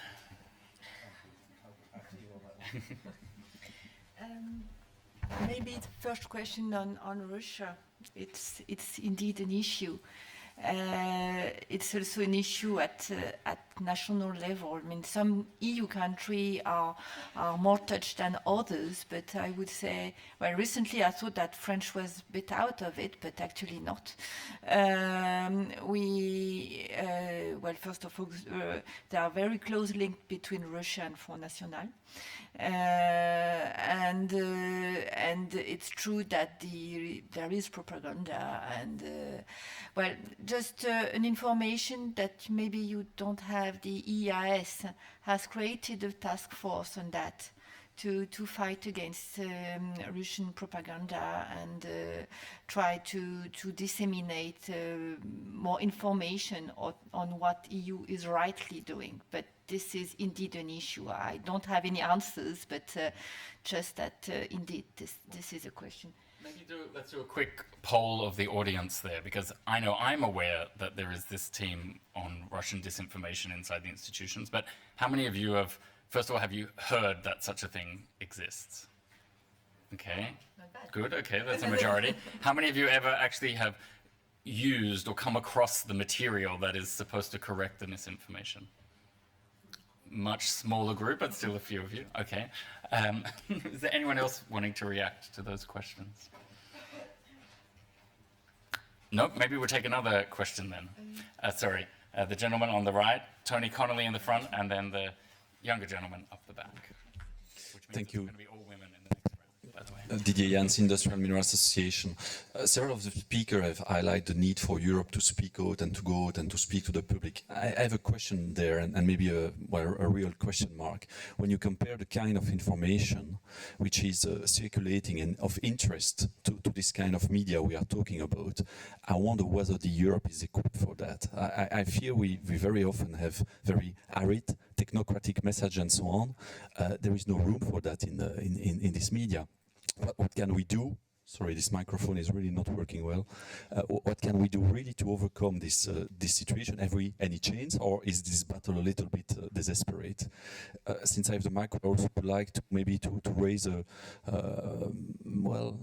reflection on a point that was raised by Mrs. Jegouzou on the languages. It's not only complicated. I fear one of the things we are facing here is a question of identity, a European identity. You mentioned rightly the good effect that the Erasmus has had. I guess this is putting its roots in the European structure, but it takes time. We had the single currency. With the challenge that we are facing now, would it not be time to think about a common language? I mean, not only here in Brussels, but at European level? Tony.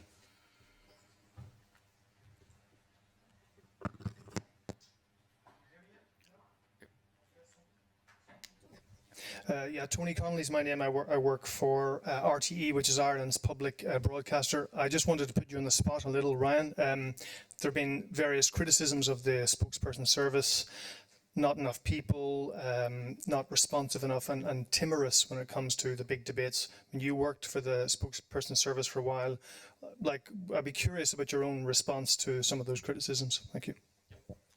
Maybe I'll quickly respond to that, and then we'll come to you, I promise. And on the point of the arid communication as well. Yes, I would say that the spokesperson service probably overcorrected from some of the flaws that those of us who were in it in the Barroso Commission, we knew that they existed. We knew that the messages weren't coherent enough, and probably that it wasn't acting in a political enough fashion to really cut through. So that was clear at the time.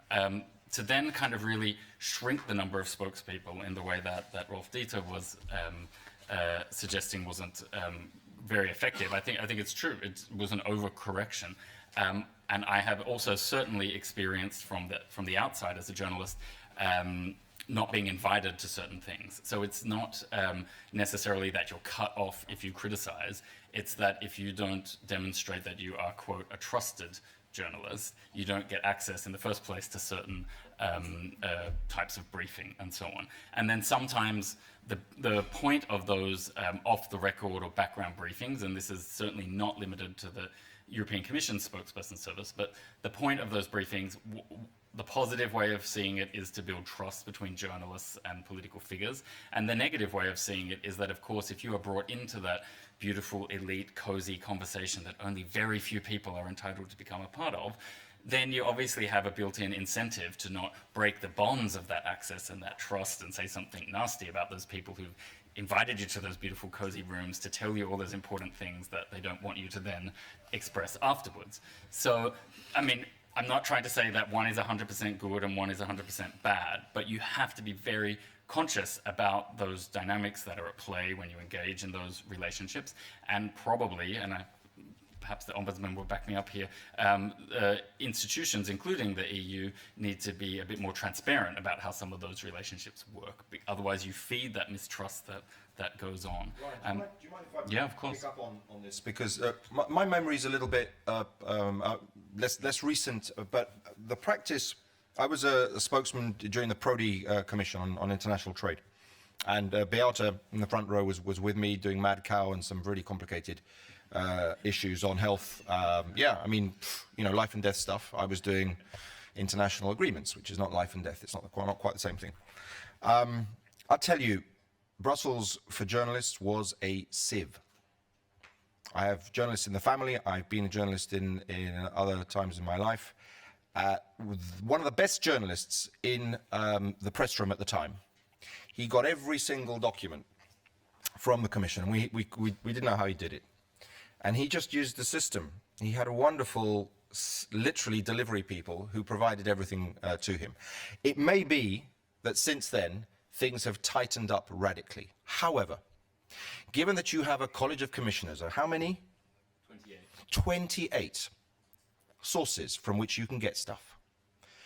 I don't know how many conduits that you could possibly do to try and run the Alistair Campbell or the Karl Rove operations that I lived in my time in the EU when Tony Blair in Downing Street or George Bush in Washington. It was impossible for us to do anything of that type. Not only impossible, but it's great that we couldn't do anything like that, because that's not what you should be doing. Controlling in that way, spinning in that way is not I think, what things are about. And so I would invite anybody to compare the practices that take place and have taken place at national level and the ability to freeze people out. I know this, Helen Thomas, a legendary journalist in the White House press room, 40 years experience, Pulitzers, everything, frozen out for 4 years under the George Bush administration. Nothing like that. I have seen anything the like of it here. So it's just a word of caution. Are we being a little bit too critical here? Because in terms of the experiences that you can have in certain places, access to information, whether it's through the official sources or whether you're a good journalist and you do your job and you get it somewhere or another, I just wonder about the degree of criticism that one can level at what happens here in Brussels. I think this is a goldmine for journalists. That's not the point, if I may. Of course, there are places in the world where the situation is much worse. But that's not the question. The EU is in real danger. And the question is, do the institutions respond to that in the best way possible? And there the answer is no. There are better ways. That's what I say. I don't criticize the Commission for being like the Kremlin or whatsoever. Do they do their best to save these European project? That's the point. And they do not. Yes, there was one point that I wanted to make about the way of communicating, and absolutely. I think sometimes individuals in the system, maybe they underestimate the level of agency or power they have in the system to change course or to say no to certain requests or demands that are put on them. And an example I'll give is when I would fill in sometimes as the temporary spokesperson or the backup spokesperson during summer months for economy, so Eurozone, this crisis and that crisis related to the economy and finance. And of course, what you have in the system is that the staff advisors will prepare draft lines for potential questions that might come. we're going to just have one conversation, actually. So, sorry if I'm boring. And then we can have all our extra conversations afterwards. So, you are told what might be the potential questions. You can obviously read from the morning's news, what might be followed up by journalists, and draft materials are prepared in the course of the morning. But there always comes a point where you as an individual spokesperson have to decide, are you going to read these words out to a question? And one of the times that, and I don't say it to make myself a hero, but it just frustrated me this particular time, where there had been some new Spanish unemployment figures. The figures had gone up. Spain was in the middle of negotiating support so that its economy didn't collapse and it didn't get into the sort of the Greek bailout sort of zone. And there was just a process draft that had been handed to me. And I just said, well, I'm not going to read that out. You know, I'm going to say, well, essentially sympathize with people who might have lost their job and then read out the line. And then the message would come back to me, no, but that's not the line, you can't do that. And then I just said, well, like, you're not the one standing in front of the camera, I am. And I'm not going to read those words out. And I think that sometimes people don't remember that they have the power to actually have that response in a situation like that, regardless of other pressures that are on the system. So yes, you can end up in arid communication because sometimes there are just boring legal texts that have to be read out so that you don't find yourself in court in 2 years' time. But, you know, at the end of the day, we're all people and we're all trying to get along with each other, and you've got to remember that the person that you're talking about, the people that you're trying to communicate to, they have feelings as well. Yeah, I mean, I feel slightly straight into somebody else's argument here. I've never worked in Brussels, okay? But I have edited on the other end and dealt with European stories in various ways. And, you know, I'm sure that there are lots of ways in which EU communications could be improved. But, you know, the gentleman asked, you know, it comes over as arid and technocratic. Isn't it? I mean, isn't that what it's about? Okay, there are lots of important things about Europe, but the actual clunking working here is pretty arid and technocratic, isn't it? Isn't that, you know, let's not try and gild it. Let's not try and wrap it up and pretend it's cuddly. It's not. It's arid and technocratic. It's a hard story to tell. It's a hard story to tell well. And I sympathise with people in Brussels who are working on getting these stories. I'm sure it is a goldmine. I know it's a goldmine of stories. But I think, you know, let's be realistic here. I think that there are much bigger issues here, and the idea of European identity. I mean, I think it's not really about the EU Commission's communications addressing this big issue of alienation. That is about national leadership. That is about European leadership. And, you know, conveying to the public something that was conspicuously absent in the UK before the referendum, but is, I think, you know, hanging in the air like, you know, a very dark cloud. Conveying the idea that we are now in a world where we have problems and we blame foreigners. We blame foreign institutions, we blame immigrants. Conveying the kind of serious meaning of that is not the responsibility of journalists or, you know, EU spokesmen. It is the responsibility of the people who lead us. And, you know, I think you know, we're more likely to get somewhere if people realize what's at stake. Well, no, not much to add, actually. I completely share your views. I mean, it's also what I previously said. The best EU spokesperson would do nothing if, at national level, people continue to say "they in Brussels" instead of "we in Europe." And I think this is the key. They in Brussels, it's what have been told to people for years. When politicians come back from a council or a European council, if it ended well, they said, I fight it well and I win against the other. So it's not the we either. Or they say, well, the decision is bad and I will continue to oppose. But the question of ownership is a real question. And if this is not addressed, it's true that the European project is at stake.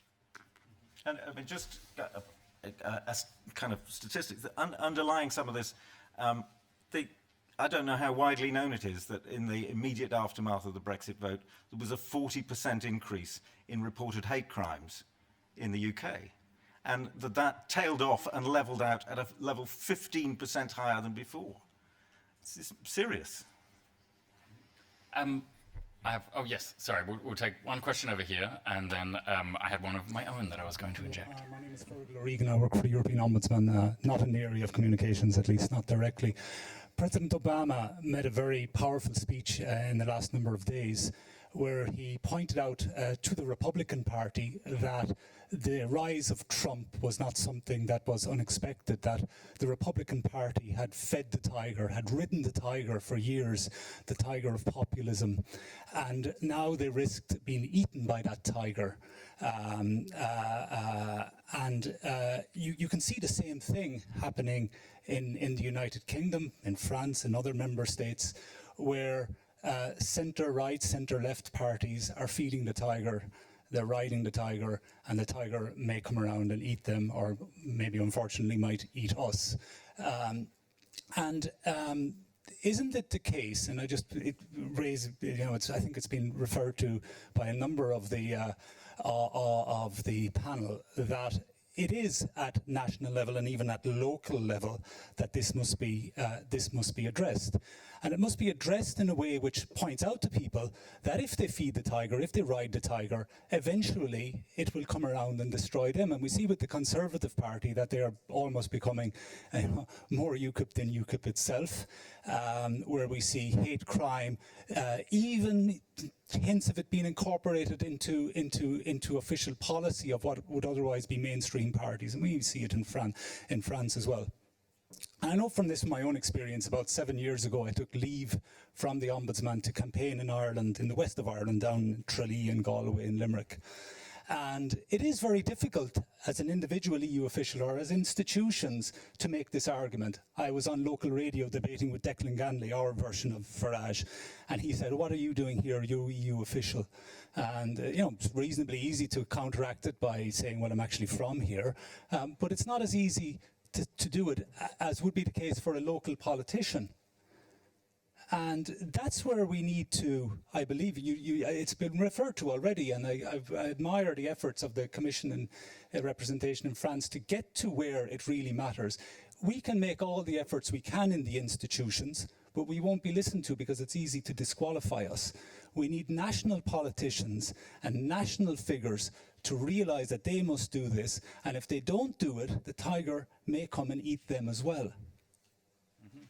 Thank you. The question I will throw out to the panel, as well as reactions to that view, it's the question of how would you define balance when it comes to either traditional journalism or discussion in social media? Is it a balance between competing facts? Is it a balance between two equal or unequal sides? Does balance matter at all? And the reason I asked that question is we saw some of the figures that Mr. Gooch put up behind us, and I also saw some work by a great German media research company called Media Tenor, and they made me look at this issue in a different way, which was, and it gets back to that kind of enabling question as well, which is that the BBC, theoretically being balanced, actually ended up giving a lot more coverage than it probably intended to the Leave campaign in the course of the referendum. And a lot of people who have been writing about Donald Trump, especially during the initial stages of his candidacy, this research started to put dollar values on how much free publicity individual journalists were giving Donald Trump.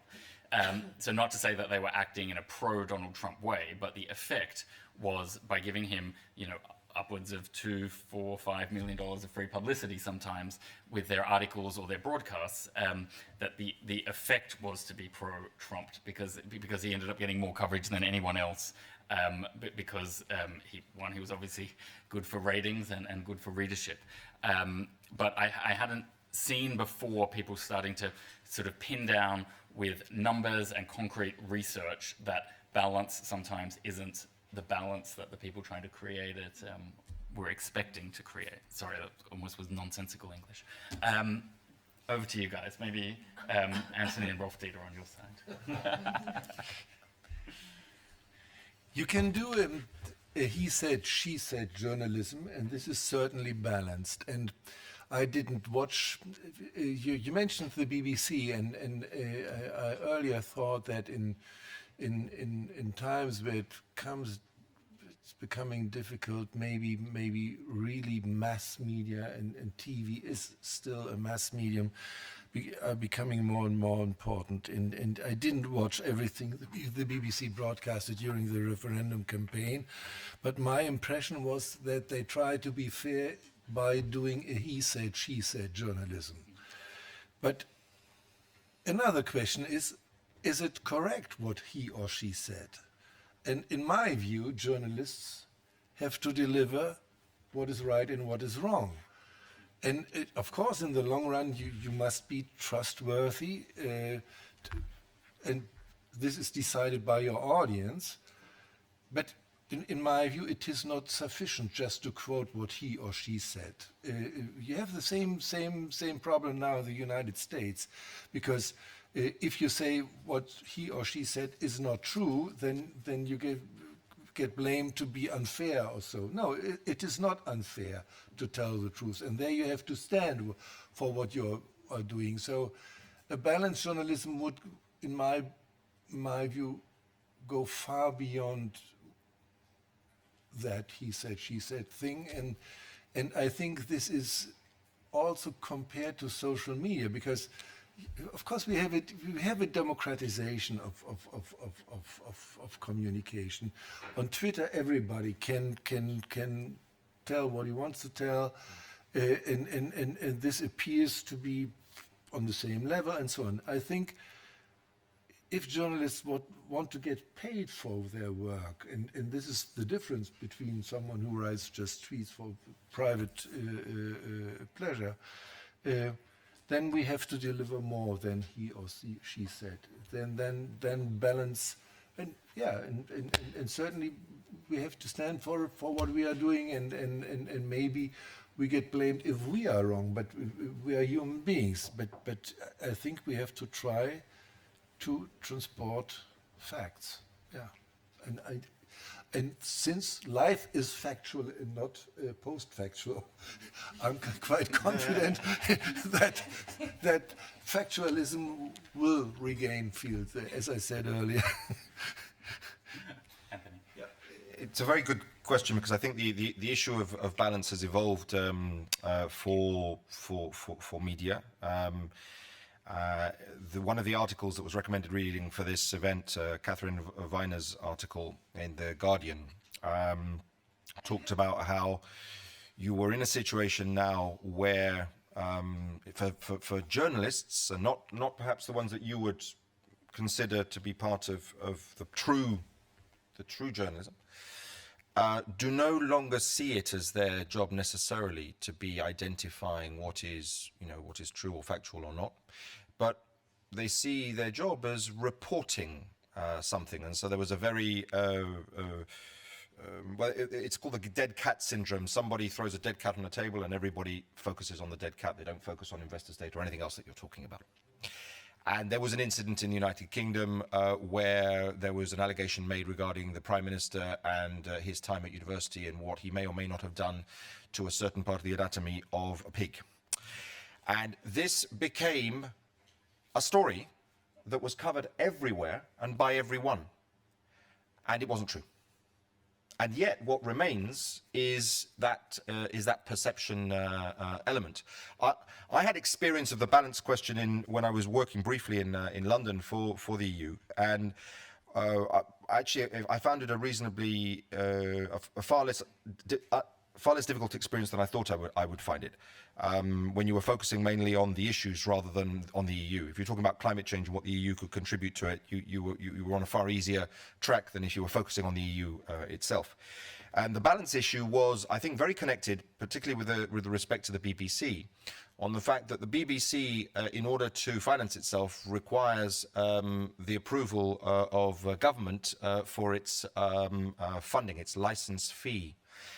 And over the last decades, the pressure applied by the government to the BBC in order to secure its license fee did have some connection with the degree of coverage and airing that was given to the views of those who might not be considered to be on the pro-European side, on the skeptical European side, as far as the phobic side, but certainly on the skeptical side. And so what that meant was that, for example, I'd get invited to talk about climate change, and there would be someone who would be from an organization questioning the European Union rather than on the subject of climate change. And so I think that at times that seemed to be taken to a little bit of an extreme, and it's a difficult one. I don't think that that's exclusive to the UK. One thing I wanted to do very briefly is just pick up on an idea that Brian chucked out in his article, which I recommend to everyone, and that is, should we not protect voters in the same way that we protect consumers,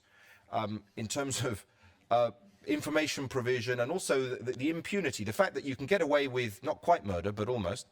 You have an advertising standards authority that will control advertising a product if you want to market this product, and you have a Trade Descriptions Act that will ensure that this is what it says. It is a bottle of water, it is still water, it has been produced here, etc. And shouldn't we extrapolate something of that into the voter domain? I'm going to throw out an Australian example, which is a sort of proxy for that, with its ups and downs. But one thing that was introduced about 20 years ago in Australia, it was something called the Charter of Budget Honesty. And I think it was introduced with a political perspective in mind, but it didn't end up having that effect so much. And so it required that each political party that was on the ballot had to submit a full budget for independent audit before the election, to see whether the numbers added up, so that you couldn't go and make vague promises about what the effect of your tax cut or your new tax would be. Like, it had to be independently audited by somebody. Now that comes with a bit of a fiscal perspective in mind, that it implies that you obviously care about a balanced budget if you'd have that there in the first place. But what it certainly did was remove the he said, she said aspect out of it. Like, there were just cold, hard, factual assessments by registered accountants that the political people couldn't argue with. I've entirely forgotten who was next. Rolf, was it your turn? No, I think it's okay, over here, Isabel. We'll give the last word to Emily as our host. What, last word, just is it? Yeah, So we're a bit close. Close to 12 o'clock, so this will be your last word. Yeah. Okay. No, but just I think many things have been said already. I mean, now we have to be concrete. And to end up with, I mean, personally, and that's what we are doing in France, we are really convinced that there is a fight in front of us, and we want to defend the EU project, because there is very much to say, and very much good things to say, and this is what we will continue to do. Maybe just one thing on balance and fact. It's true that because we are currently preparing a fact-checking in France, and between fact-checking and argumentation, there is a gray zone. And this gray zone is difficult because, well, there are facts which are easy. Let's say, for example, Marine Le Pen said that Erasmus has nothing to say with the EU. So that's the EU is for nothing in Erasmus. So this is easy to deny. But on many other issues, it's true that there are also political considerations. So we have to find the right way between what is pure fact and what is explanation and argumentation about what we are doing. If I give another example, there is this idea that Schengen is facilitating the life of criminals. In a way, it's not wrong, because criminals are crossing border easily like everybody. But in another way, it's wrong, because there are many other aspects like the SIS and that EU has promoted in order to facilitate cross-border investigation, and it works. So this is not fact-checking. This is rather explanation and argumentation, and we have to do both. And so this is something which where we have to find a right line and in explaining what the EU is doing. But yes, well, so just I will end with my first word that we will continue and we are ready for fighting the battle for the EU, at least in France. Just close up one kind of practical thought, which relates to there's a problem in Britain, which I think you'll encounter in France and everywhere else, really, which is that it's accentuated in Britain, which is that the broadcast media, which is, as you rightly say, are regulated and are required to report impartially, are very much influenced by, their agenda is influenced by the press. And the press, as I've said, is essentially 90% plus right-wing and anti-EU. So the way in which the broadcasters decide what a story is, for example, the story about Cameron and the pig, the way in which they decide what a story is and what they're going to cover is influenced by these extremely right-wing publications to a disproportionate degree. Now, how can you address it? One of the ways in which I think you can address it is take a leaf out of Alistair Campbell's book and practice very fast, very effective rebuttal. Exploit the termites, but do it not just the next day. Do it immediately. Be there when the paper comes out, as it were, and get on top of them straight away, in the middle of the night if need be. And it's still, it's still geared to because that way you will get to the Today programs, the morning radio programs, the drive time shows, which discuss these. If you get your rebuttal in forcefully straight away, this is simply not true. You have a better chance of redressing the balance. Emily, do you have any last contribution? Just in relation to balance, I think that anything, it's a bit like ethics. It can't be achieved just purely with a ruler or a calculator. And I think balance has to lead, proper balance has to lead to the fullest possible understanding of whatever's going on. But I think just in relation to somebody mentioned the issue of trust, and we discussed that briefly. And certainly that goes to the heart of what my work as European Ombudsman, and which is part of the reason why I decided to have the seminar here today. And I do a lot of work, as you know, on transparency, and one of the pieces that we are increasingly working on is transparency of the Council. And the Council tends to be the least transparent of the institutions and possibly the most important. And for as long as there's a lack of transparency, it allows Member State governments to hide their role in making decisions here in Brussels, which affect the lives of the people that they represent. And as long as there are barriers put up to that, a vacuum of proper information and balanced information will be there, and that vacuum will be filled by populists and others with their lies, distortions, exaggerations or whatever. But also, just to hark back to something that Ryan said and his particular personal response when he was spokesperson to an issue that had come up when he sympathised with people who had lost their jobs, I was just wondering, had Ryan been there when he was asked the question about former Commission President Barroso's appointment to Goldman Sachs, what his immediately emotionally intelligent human response might have been. Because I sat back for a while and observed what the spokespersons were doing, and they didn't say what possibly Ryan might have said. You can correct me if I'm wrong, which is, yes, at the very least it doesn't look good. Instead, they insisted on saying that no rules were broken and so on, despite this very, very strong emotional and intellectual response as well from so many people that there was something fundamentally wrong about this. And I think Le Monde put it very well. If you don't sort out that problem, talking about the institutions and the Commission in particular, then the populace will sort it out for you. So none of that is rocket science. The youngest person in this room could understand that was it. So it's something that the institutions have to cop onto. I think people expect more than anything honesty. And I think that honesty in relation to the institutions, and particularly now in relation to the Council, comes through transparency and be as fully transparent over what they actually do and tell their people honestly about it. Okay, Thank you very much. We've just run 3 or 4 minutes over time, but I know that things like those live streams are expensive and that you also all have the rest of your day to get on with. So I apologize for the questions that we didn't get to.